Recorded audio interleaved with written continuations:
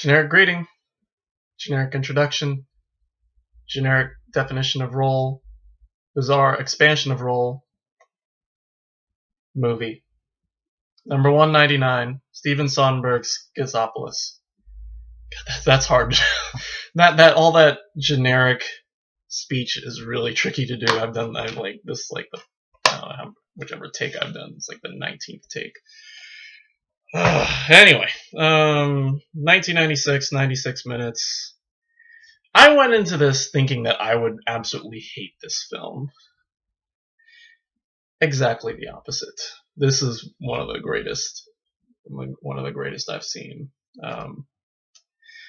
Mostly because it just doesn't make any sense, and it doesn't care to not make sense. Well, there's a story. There's a little thin story, which I'll try to summarize for you guys. But it's honestly one of those movies you got to see to believe. I'm gonna leave out things that I'm sure I've forgotten because there's so much to talk about in this film. But I'm gonna give you the basics, my interpretation of it. So there will be spoilers, but I recommend that you see it for yourself anyway, even though I tell you the basic plot. So this is Steven Soderbergh, our second Soderbergh film, first being Traffic, and I think that was part of the reason why I went into this thinking I wouldn't like it, because I didn't care much for Traffic. But this is something entirely different, partly because it's comedy. It is in the end a comedy. And when I found out, I didn't realize he directed all the Ocean 11 films, which I've seen bits and pieces of here and there on TV because my father really likes it. But yeah, so this is a very confusing movie. You will not understand it. If you go into it with no expectations, then you'll be fine. I think you should be fine. Because if you go into it thinking that you'll get it the first time, you won't, because there's a lot of weird things that I don't get everything in this movie, but I get enough of it to like it enough to get it and worship it and all that. Okay, so let me get started on this. So let me try to remember what's going on. First of all, the introduction shows Soderbergh coming out and explaining to the audience, like on this really cheaply stage, explaining that you will not, if you don't get this movie, it's your fault and not ours. You'll have to watch it multiple times and all that. And so he says, so here's the movie, and he walks off, and it's very cheaply shot. But then we see the movie, and the movie is basically, to describe it, a mindfuck. I'm gonna use that word, mindfuck. It stars Soderbergh as Fletcher Munson. He is a writer for this. I guess he's a script writer for this religious figure whose name is T. Azimuth Schwitters, who's the leader of this religion, realism or realism or something like that. I forget what it's. Does it say what it is? No. It's supposed to be like L. Ron Hubbard and Dianetics. But yeah, so he's the scriptwriter, and he works in this office, and his boss, or like this guy, dies after like collapses at a photo shop, and he ends up like taking his place, like getting a promotion. Munson ends up getting his job, even though his coworker tells him that other people deserve the job before him. And his work is very bizarre. They all in the place of like a water cooler, they all just go outside and stand in like the parking lot and talk in like one group. But that's like the most sane part. I mean, there's a lot of weird cuts to other things, but we also get. But yeah, the other story that happens here is the story of Elmo Oxygen, who is this he's a bug exterminator who goes to the houses of housewives and I guess exterminates things, but he also seduces them. But he doesn't speak like proper English. He actually uses like this weird double talk where it's all gibberish. It's just like, I guess I was trying to translate some of it. The one thing you get is that the word hello has been translated into nose army. And so when you hear No's army the most, and so I think that is supposed to be hello. And yeah, he ends up seducing the housewives. The housewives seduce him. He has sex with the housewives, and he ends up taking photos of his genitals while spraying around the house. And one of the housewives gets it developed, and I think it's the wife of one of the coworker that chides Munson into taking the job. But it gets even. I'm going to say it gets even weirder. Munson goes home, and his speech with his wife is basically just generic greeting and like this like generic exception of greeting, and it's like just basically a generic explanation of what they say. Yeah. Munson spends most of his time in the bathroom masturbating. His boss, yells at him, "Munson!" And he has to say, "Oh, copying. Oh, pressing." Oh, he just says one ing verb and to tell him what he's doing, and it's usually something totally random. What else? What else can I explain to you? So anyway, yeah, one day he finds out that he has a doppelganger in this dentist, Jeffrey. What's his name? Jeffrey Korchek. And the movie split up into 3 acts. The first act is basically Munson. The second act is Korchek, is from the point of Korchek. Korchek is having an affair with Munson's wife. Mrs. Munson, who I don't know if she actually gets a name. She is sleeping with Dr. Korchek because Fletcher is just basically boring. And I think that kind of explains why there's generic talk. There's another scene where she tries to initiate sex with Fletcher and he denies it because he says it's it brings on stress and fatigue and all that, and so she goes to bed, and I guess that's why she's sleeping with Korchek, because Korchek actually kind of cares for her. And so anyway, so while he's at the office, he meets a woman whose official name is Attractive Woman Number 2, who is played by the same actress as Fletcher's wife. Jeffrey Korchek falls in love with her, writes her a letter, and ends up later getting a sexual harassment suit slapped on him by Attractive Woman Number 2, because he ends up leaving this really passionate letter, but he ends up talking about how he wants to have sex with her, and so he ends up leaving it at her door and all that. Meanwhile, Elmo has been followed by this couple in a van who want to make an action movie of him. So he ends up leaving the set of the movie and becoming this action TV star where he ends up going into these random places and basically beating up people. I don't know. Okay, so to summarize Korchek's section, Korchek's brother has a drug problem and ends up being kidnapped by these drug people, and this drug guy tells Korchek that he has 8 hours to come up with $15,000 or they kill his brother or something like that. And so at the end of his act, basically he gets shot because he doesn't have the money, and so Korchek runs around his yard in a circle and just gets shot and dies. I know I'm leaving something out. Oh, there's the other thing. Korchek, in preparation for his love with Attractive Woman Number 2, tells Mrs. Munson, who has left Fletcher for Korchek, that he's met someone else, and so she ends up taking her stuff back and yelling "you worm" to him and all that. And so that's basically part 2. I'm trying to explain this, and I'm leaving stuff out. Part 3 is from the point of Mrs. Munson. Mrs. Munson, it shows basically the entire movie, but from her point of view. She speaks normally. She speaks normally from part 2 as well.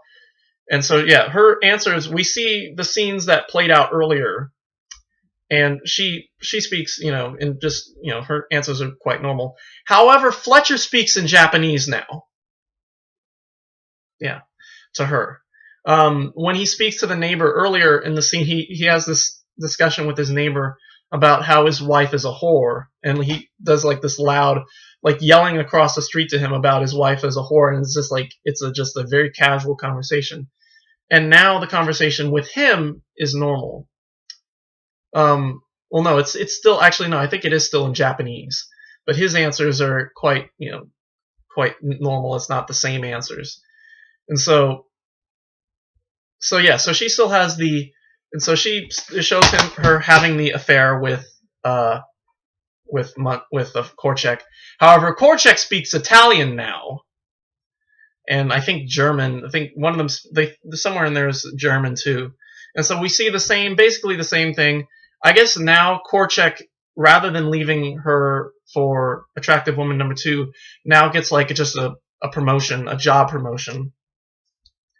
And so yeah, she ends up leaving him, and she goes to this coffee shop, and Fletcher sees her, and they reconcile. Kind of, it's very like she's very tired, and they end up reconciling, and so we cut back to Fletcher, and now he's like finished his speech that he's been working on for Schwitters. I think that's his name, Schwitters. Yeah, Schwitters. And so finally, when he finishes the speech, we finally see like most normal conversation between them. They just say like, she asks him, "Is it done?" And he says, "Yes, it's done." Says, "Are you happy with it?" He says, "Yeah, I am." And then that's basically it. And so anyway, so basically the final big part of the film, it shows Schwitters is going to make the speech in front of all these people whom we've seen, and we've seen Schwitters throughout the movie, like making making his speeches, like talking about it. And so anyway, so there's a big night, and Fletcher's trying to introduce himself to Schwitters because he basically wrote a speech for him, but he's not able to, and so he ends up sitting in the side wings and the wings, and Schwitters is introduced by Fletcher's boss, comes out. Schwitters is about to make the speech and is suddenly shot in the shoulder, and it is revealed that the person who shot him is in the audience, and it's Elmo. Elmo is broken into basically broke into the theater and shoot Schwitters just before he's about to make the speech. Elmo's arrested. And basically just says almost random kind of weird things after the police are interrogating him. Exposes his crotch, and the police cover their eyes in horror. And yeah, that's basically Elmo's story. It ends with him showing his crotch.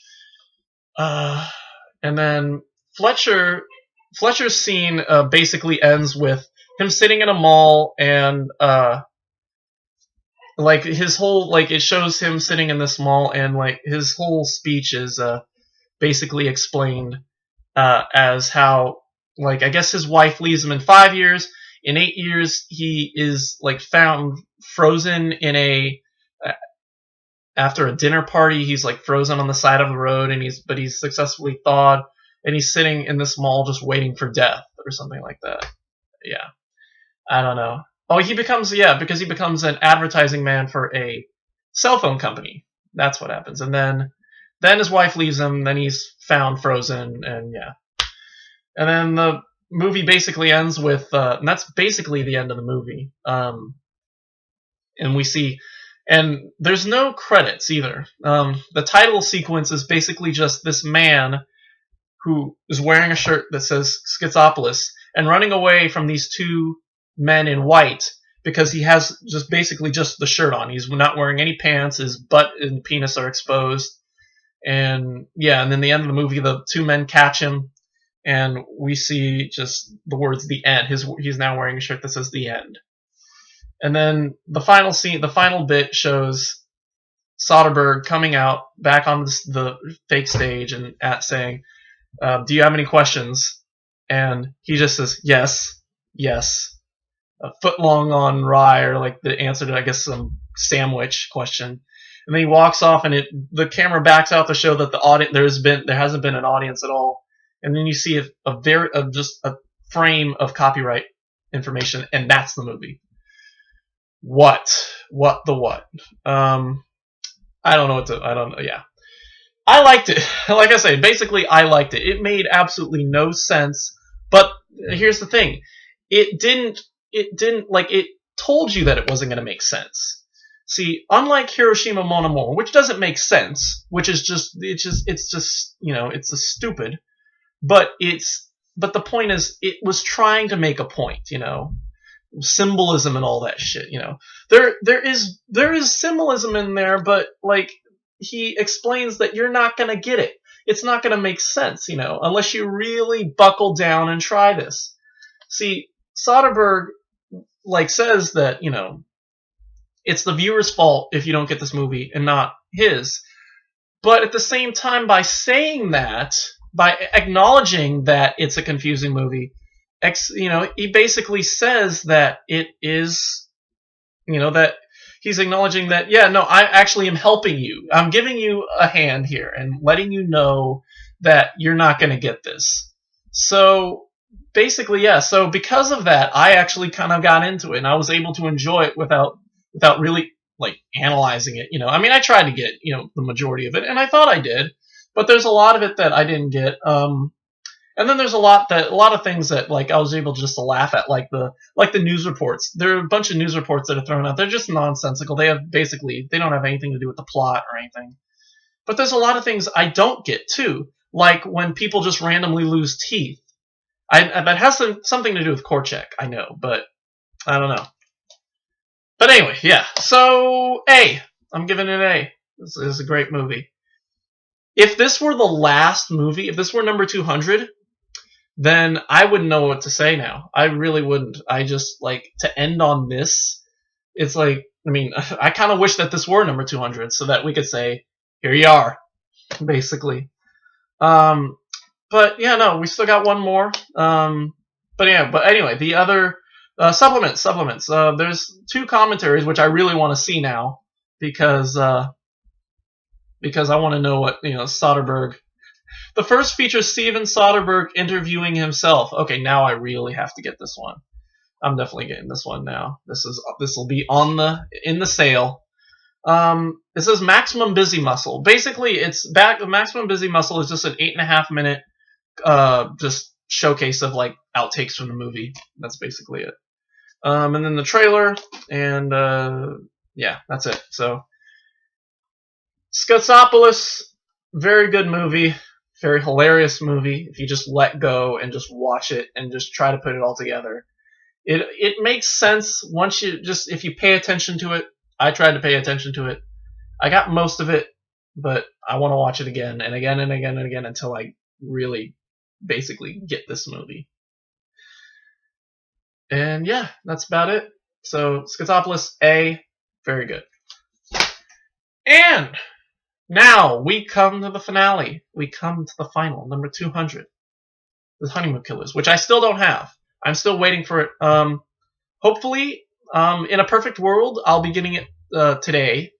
But life isn't perfect, so I'll probably end up doing it sometime later this week, Thursday or Friday, or probably not Friday. Probably Thursday night. I will try to do it Thursday night. I'm thinking what I'm gonna do is I can't remember the order of how I did last year's reviews, but I'm think tomorrow, if I don't get it today, I think tomorrow morning I'm gonna go and do a wrap up. And no, I know it wouldn't be fair to actually do that because because The Honeymoon Killers might change my whole thoughts on this season out. So I want to watch every movie. So, basically, yeah, I'm going to try my damnedest to hopefully just hoping that Honeymoon Killers comes in today. I actually could probably watch it on Hulu Plus and then just get the DVD and do the supplements later, maybe tomorrow or tomorrow night or something like that. I might do that. I'm not sure because I could just do 2 videos, but at the same time, I really don't want to. I want to try and keep this page as simple as possible. And yeah, so that and yeah, so I'm also going to be filming shortly after this later today. I'm going to be filming the showdown because I want to get that done with. And yeah, that's I want to get. I've got some of the movies, and I don't know the order. Definitely Schizopolis is going to be part of it, so I'm going to have to cut something that I already have. Um, and yeah, so that's basically it. So hopefully, Honeymoon Killers will come in today, and I'll get it. We'll do it tomorrow. If not, maybe Thursday. Hopefully by Thursday, we'll have it. We'll have it all done by Thursday. That's it from me. Thank you for watching, and